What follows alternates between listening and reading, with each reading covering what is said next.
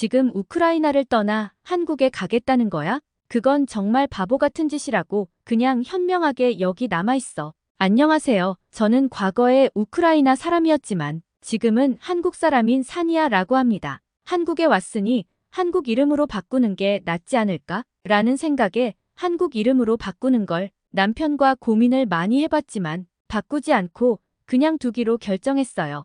그래서 곧 태어나게 될 아들의 이름은 꼭 순수 한글 이름으로 지어줄 생각입니다. 벌써부터 한글 이름으로 불러줄 생각을 하니까 설레이네요. 사람들은 제가 조국을 떠나 어쩔 수 없이 한국의 시골 남자와 중매혼을 했을 거라고 생각하시는데 그런 경우는 아니었어요. 저는 이미 8년 전 나이 30을 넘어서부터 처음 간 한국에 머물기 시작했습니다. 처음엔 굳이 한국 남자와 만날 생각이 없었지만 어쩌다 보니 인연이 돼서 한국 남자와 연애를 하게 됐고 그게 결혼까지 이어져 남편 고향인 시골로 내려와서 살게 됐습니다. 시골로 내려와서 사는 게 싫지 않았고 오히려 공기도 좋고 조용해서 좋았어요. 아무래도 도시가 할 것도 많고 편의시설이 잘 되어 있어서 좋긴 한데 한편으로는 너무 복잡하고 매연도 심하고 시끄럽더라고요. 그리고 태어날 아이가 일찍부터 경쟁 속에 치여서 사는 것보다 시골에서 자연을 느끼며 자유분방하게 컸으면 좋겠다고 생각했습니다. 결혼 1년 만에 자녀가 생겨서 내년에 출산할 예정이거든요. 저는 항상 제가 사랑하는 남자와 결혼해서 아이도 낳고 행복하게 사는 것이 꿈이었는데 한국에서 지금의 남편을 만나 행복한 가정을 꾸렸고 그 꿈을 이루게 되었습니다. 우선 제가 지금 글을 쓰게 된 이유는 한국에서 어떻게 자리를 잡았고 어떻게 살고 있는지 말씀을 드리려는 것은 아니고요. 8년 전에 제가 한국으로 왔을 때 우크라이나 사람들에게 바보 취급을 받았던 상황과 지금에 와서야 우크라이나 사람들은 왜 저를 부러워하는지, 왜 제가 현명했다고 말하는지 말씀드리고 싶어서입니다. 그리고 아직까지도 깨닫지 못하고 한국은 어디 가난한 나라쯤으로 생각하는 사람들에게 현실을 알려주기 위함이에요. 지금은 그렇지 않겠지만 8년 전을 생각해보면 당시 한국에 왔을 때만 해도 우크라이나의 주변 사람들은 다른 나라도 아니고 왜 한국 같은 데를 가냐며 굉장히 심하게 반대를 했습니다. 부모님도 마찬가지였고 학교 교수님들도 전부 다 같은 말씀을 하셨어요. 주변에서 너무 반대를 하다 보니 솔직히 저도 흔들릴 때가 있었습니다. 지금은 한국에 오는 선택을 했던 저를 부러워하는 사람들이 99%지만 당시에는 나름대로 그럴 만한 이유는 있었습니다. 지금은 아니지만 과거에 한동안은 우크라이나가 경제대국으로 부상할 가능성이 크다고 평가되었어요. 우크라이나가 한창 성장할 시기가 있었는데 같은 기간 한국은 20% 성장하는데 그쳤습니다. 한국뿐만 아니라 대부분의 나라들이 20% 내외의 성장률을 보인 데 반해서 우크라이나는 많은 성장을 이뤄내고 있었죠. 우크라이나 어디에서는 높은 급여를 제한하는 일자리 공고가 많아지기 시작했고 사람을 못 구해서 주변 가난한 국가의 사람들이 몰려오기도 했습니다. 우크라이나의 부흥을 꿈꿀 만한 좋은 상황이었어요. 서서히 부자들이 생기기 시작하면서 우크라이나에서도 부자가 탄생하는 나라가 됐었습니다. 당시 전망으로 몇 년 후 1인당 GDP가 한국의 1인당 GDP를 추월할 것이라는 우크라이나 신문의 보도가 쏟아졌고 우크라이나 사람들은 큰 기대감 속에 하루하루를 보내고 있었습니다. 이런 분위기 속에서 제가 한국으로 가겠다고 하니 주변에서 아주 난리가 아니었죠. 심지어 당시에 인구가 더 많은 우크라이나가 한국의 경제 규모를 뛰어넘은 상황이기도 했어요. 그래서 일부 우크라이나 사람들은 한국을 가난한 나라쯤으로 생각하고 있었습니다. 지금은 우크라이나가 한국보다 경제 규모가 작은 수준에 머물러 있지만요. 어디까지나 당시의 우크라이나 분위기는 그랬습니다. 그럼에도 불구하고 저는 한국으로 취직을 했습니다. 저는 대학에서 한국어를 전공했고 졸업 직후 당시에 우크라이나에서 한국과 관련이 있는 기업에 취직할 기회도 있었습니다. 급여도 어느 정도 보장받을 수도 있었어요. 하지만 저는 그럼에도 불구하고 한국 땅에서 살아보기를 원했습니다. 한국에서 우크라이나와 무역을 하는 회사에 취직을 했습니다. 많은 사람들이 우크라이나가 잘 살고 큰 기대 가능성을 보여준다고 말했지만 제가 느끼고 봤던 것은 전혀 그렇지 않았습니다. 한국 회사의 급여가 훨씬 높았고 한국의 모든 인프라는 우크라이나와는 비교할 수 없을 만큼 수십 년 발전한 수준이었어요. 한국에 사는 게 당연히 만족스러웠고 더 발전된 나라, 더 선진국에 있다는 느낌을 받을 수밖에 없었습니다. 한국 사람들의 의식 수준도 상당히 높고요. 지금 생각해보면 이게 당연한 것이고 이게 현실인데 당시의 우크라이나 사람들은 마치 사이비 종교에 가입된 사람들 같았죠. 머지않아 우크라이나는 강대국으로 부상할 것이고 한국 정부는 어려웠을 당시 시점에서 이미 우크라이나가 아득히 추월해버렸다고 생각하기도 했으니까요. 대학을 졸업하고 우크라이나의 기업으로 바로 취직했던 친구들은 한국 생활을 하고 있는 저에게 힘들지 않냐며 우크라이나로 돌아오라는 메시지를 허구한 날 보내기도 했지만 저는 그런 그들을 보면서 너무나 답답하다는 생각마저 들었습니다. 왜냐하면 우크라이나는 단순히 일자리가 많아진 것뿐이고 우크라이나가 가진 기술력이나 가지고 있는 인재들은 거의 없다시피 하거든요. 저는 한국의 무역회사에서 일하며 양국이 얼마나 큰 기술 격차를 보이고 있고 얼마나 다른 발전 가능성을 보이고 있는지 체감할 수 있었어요. 한국의 수출품은 첨단 산업에 기반한 물건들이고 우크라이나에서 들여오는 물건은 단순한 것들이었어요. 심지어 한국은 우크라이나에 거의 일방적으로 수출하는 입장이고 우크라이나는 한국에 팔만한 물건조차 없었습니다. 한국에서 일하면서 저는 언젠가 꼭 한국으로 귀화해서 한국인이 되겠다는 생각을 가지게 되었어요. 뭐 하나 빠짐없이 우크라이나와는 비교할 수 없을 만큼 쾌적하고 좋은 곳이니까요. 한국은 그야말로 문명의 모든 것들을 누리고 있잖아요. 일하면서 정말 웃겼던 일화들도 몇 번 있는데요. 우크라이나가 가장 잘 나갔을 때만 해도 우크라이나 사무실과 전화통화로 업무를 하고 있으면 우크라이나 사람들은 저한테 거기 생활 정리하고 여기 우크라이나로 돌아와서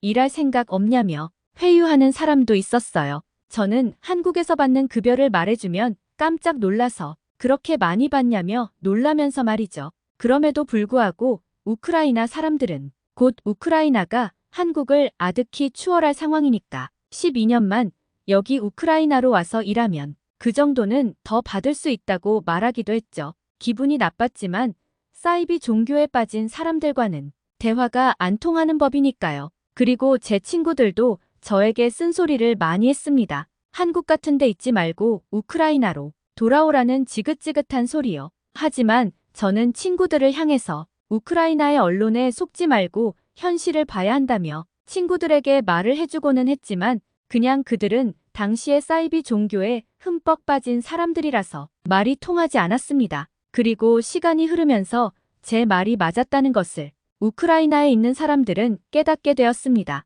당시 최고점을 기록한 우크라이나의 경제는 마이너스 성장을 기록하게 되었죠. 우크라이나에서 공장들은 철수하고 사람들은 일자리를 잃게 됐으며 다시 GDP는 절반으로 떨어졌습니다. 아무런 기술력 없고 기반 없는 나라가 이렇게 추락하는 것은 당연했죠. 하지만 한국은 늘 승승장구해 왔습니다. 우크라이나와는 비교할 수 없는 나라죠. 저는 우크라이나에서 가장 풍족한 세대였다고 말할 수 있어요. 당시의 대학 졸업생들은 전공이 무엇이든 간에 높은 급여를 받으며 원하는 회사에 골라 들어갈 수 있었고 우크라이나 역사상 정점으로 높아져 있는 급여를 첫 급여로 받았으니 이들은 세상이 그저 아름답고 행복한 것으로 생각하는 세대였습니다. 하지만 저는 한국어 전공이라는 이점을 살려서 한국으로 취업을 했었고 다른 친구들은 우크라이나의 부흥을 믿으며 우크라이나에 남아있는 선택을 했다가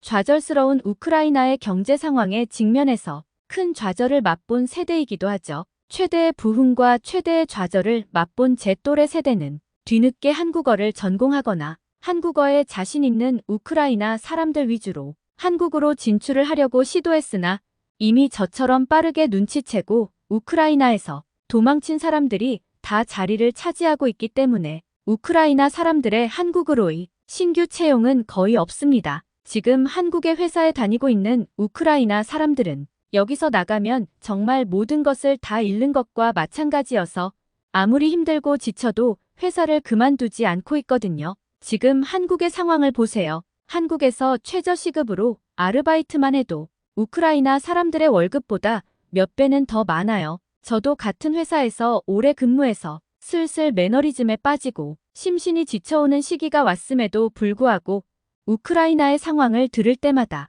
한국에서 내 자리가 있다는 것에 감사하며 힘을 낼 수 있었거든요. 게다가 우크라이나는 정치적으로 너무 불안한 상황이 많아요. 주변 국가들과의 끊임없는 갈등이 있고 그것이 폭력적인 결과로 부딪히게 되기도 했고요. 한국뿐만 아니라 다른 나라에 있는 우크라이나 사람들은 자신들의 조국으로 돌아가는 것을 원하지 않고 있습니다. 딱 8년 전만 해도 한국으로 간다고 그렇게 무시했던 주변 사람들은 이제는 저에게 전화해서 뭐라고 하는지 아시나요? 한국으로 갈 수 있는 루트가 있는지, 어떻게 하면 한국에서 자리를 잡을 수 있는지, 자산이 어느 정도 있는 사람들은 한국으로의 투자, 이민이 가능한지 알아봐 줄 수 있는지 등 하나같이 우크라이나에서 탈출하는 것을 간절히 원하고 있어요. 8년 전 우크라이나의 부흥이라는 거대한 사이비 종교에 빠져서 헤어나올 줄 모르던 사람들이 이제는 모두 정신을 차리고 현실을 직시했습니다. 하지만 제가 그들에게 말해줄 것은 하나도 없어요. 8년 전에 그런 생각을 가지고 있었다면 지금보다는 훨씬 쉬웠을 것이고 경쟁자도 없었을 텐데 지금은 그렇지 않다고 말하고 있습니다. 그러면서 나는 한국으로의 취업을 알선해주거나 한국에서 사업을 할 수 있도록 연결해주는 브로커가 아니라고 말할 뿐입니다. 이렇게 말하면서도 저는 여러 가지 생각이 교차하는데요. 먼저 당연히 통쾌한 감정도 있어요. 하지만 한편으로는 저 사람들도 살 방법을 찾아서 이것저것 궁리를 하고 있는 것인데 녹록치 않은 현실의 벽에 부딪혀서 계속 좌절을 하고 또 좌절을 하는 모습이 딱하기도 하고요. 솔직히 제가 능력이 된다면 많은 우크라이나 사람들을 구해주고 싶기는 하지만 제 능력 밖이잖아요. 제가 할 수 있는 최소한의 조치를 하기로 마음먹었고 남편과 상의해서 우크라이나에 계신 부모님을 한국으로 초청하려고 합니다. 부모님은 우크라이나에서 일자리를 못 구하신 지 오래되었고 제가 보내드리는 작은 생활비로 먹고 살고 계시죠. 오히려 부모님이 우크라이나에 계시면 정말 작은 돈으로 제가 부모님을 평생 부양해드릴 수 있기는 한데 지금 다들 아시다시피 우크라이나는 굉장히 불안한 상황입니다. 집에서 쉬고 계시던 부모님의 집에 폭탄이 날아오는 것을 원하지 않아요. 그리고 부모님이 한국으로 오시면 곧 태어날 아이도 돌봐주실 수 있고 그러면 제가 한국에서 계속해서 커리어 생활을 이어나갈 수 있으니까요. 이런 제 의견에 남편도 긍정적으로 생각해서 흔쾌히 그러라고 했고요. 부모님이 한국에 오시면 저는 우선 서울로 가서 한국의 모습을 보여드리려고 해요. 아무래도 나이가 있으신 분들이라 세계가 얼마나 빠르게 변하는지 한국은 어떤 나라인지 잘 모르시거든요. 그냥 한국이 잘 산다는 것만 알고 계시는데 그러면서도 한편으로는 해외에 귀화까지 한 딸이 걱정되는 부모님의 마음이 있으시니까 한국의 발전된 모습과 너무나도 안전한 한국의 모습을 보여드리고 마음을 안심시켜드릴 예정이에요. 우크라이나에 남아있는 부모님의 지인들은 부모님이 한국에 가시는 걸 너무나 부러워하고 있는 상황이죠. 마치 조난당해 있다가 구조되는 사람을 쳐다보는 듯 바라봤다고 했어요. 그리고 부모님에게 서울을 포함한 한국의 모습들을 구경시켜드렸어요. 그리고 부모님은 너무나 좋아하셨습니다. 엄청나게 발전된 모습들, 아주 깔끔한 도로의 풍경, 무엇보다도 사람들의 여유 있는 모습은 우크라이나 사람들이 부러워할 만하다며 깜짝 놀라셨습니다. 물론 부모님도 한국이 잘 사는 나라라는 것을 당연히 알고 계셨지만 이렇게나 잘 사는 나라인지 모르셨을 거예요. 머릿속으로 그냥 잘 사는 나라구나라고 알고 있는 것과 실제로 한국에 와보고 한국에서 풍기는 분위기를 느껴보는 것은 하늘과 땅 차이니까요. 그리고 제가 살고 있는 시골집에 오셨을 때에도 절대로 안 좋다거나 나쁘다는 말씀을 하지 않으세요. 여기도 굉장히 만족해하세요. 차를 타고 20분이면 번화한 시내에 나갈 수도 있기 때문에 생활하는 데 있어서 어려움도 없으니 너무 좋아하십니다. 그리고 부모님은 저를 보며 딸 아이를 우크라이나 사람의 정체성으로 키우지 말고 한국 사람의 정체성으로 키우라고 말씀도 하세요. 우크라이나 사람으로 살아봐야 좋을 게 뭐가 있냐며 말이죠. 아빠가 한국 사람이니까 아빠인 한국 사람의 피를 물려받았다고 생각하고 딸이 성인으로 컸을 때 우크라이나로 가보겠다는 호기심마저 들지 않게 철저하게 한국인으로 한국 사람으로 키우라는 말씀을 매우 강조하고 계세요. 부모님이 이렇게 말씀하지 않으셔도 이미 그럴 생각이기는 했지만 혹시라도 부모님이 이런 것들을 나쁘다고 생각하실 줄 알아서 어떻게 말씀드릴까 고민하고 있었는데 먼저 말씀해 주시니 마음도 너무 편하네요. 그리고 우크라이나에 남아있는 제 친구들은 자꾸 저한테 전화를 걸어오는데 직접적으로 어떻게 방법이 없냐고 대놓고 묻지는 않지만 다들 혹시라도 한국으로 가서 정착할 수 있는 방법이 있는지 궁금해하는 눈치예요. 친구들은 처음에 취직했던 회사에서 근무하고 있지도 않을 뿐더러 그냥 아무것도 못하고 놀고 있는 친구들도 많고 다른데 직장을 구한 친구들도 있는데 처음 받았던 급여가 너무 높아서 지금 이 돈을 받고 일해야 하는지 회의감이 많이 온다고 해요. 실제로 저와 비슷하게 졸업했던 많은 우크라이나의 청년들은 이와 같은 고민과 위기에 빠져 있고요. 이렇게 8년 사이에 우크라이나 사람들은 자신감을 잃었고 한국은 늘 그렇듯 꾸준한 성장을 해왔습니다. 그리고 과거에 제가 주변 사람들의 말에 흔들리지 않고 뚝심 있게 밀어붙였던 선택을 스스로 칭찬하고 있기도 합니다. 저는 완벽한 한국 사람이 될 생각이고 제 딸 아이도 완벽하게 한국 사람으로 키울 생각이거든요. 과거 나를 한심하게 봤던 사람들에게 이 글을 바칩니다. 어떻게 들으셨나요? 구독과 좋아요, 알림 설정은 감동입니다. 끝까지 시청해주셔서 감사합니다.